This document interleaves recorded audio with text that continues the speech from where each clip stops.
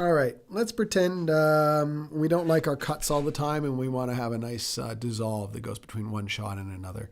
So I'm going to quickly show you how to lay a dissolve in between this close-up shot to this this wide shot, this cutaway shot.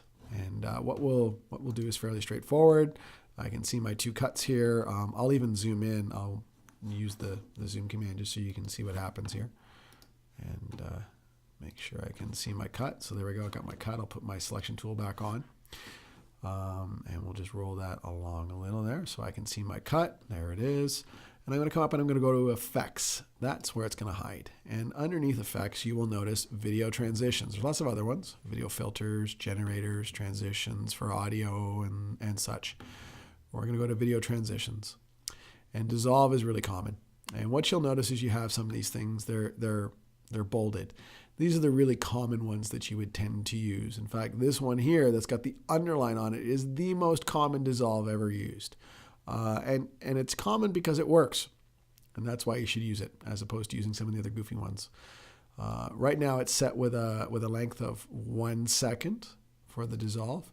You can actually go in here and set it. I could set it specifically for a 2-second dissolve if I wanted at this point. And I can make it preferred. I can classify it, put comments in if I want. But for right now, I'll just grab it and I'll bring it down and I'm going to lay it over that edit.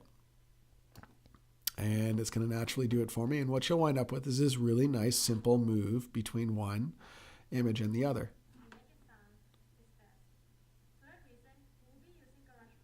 Very seamless.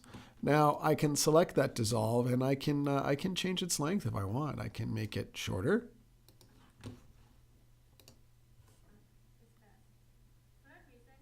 Nice and quick. Or let's say, I don't know, let's say maybe I need something absolutely ridiculous. So like a 3-second dissolve, really slow.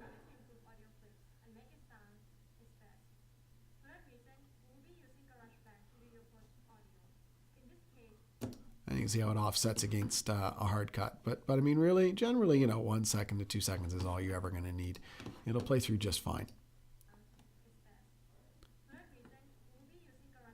Now that said, we tend to only use dissolves when we're changing location and time. It feels weird in this case because there is neither a change in location or time.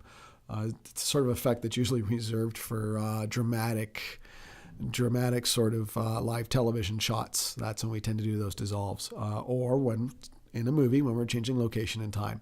But there you go. That's the basics of how to put in a dissolve into your video.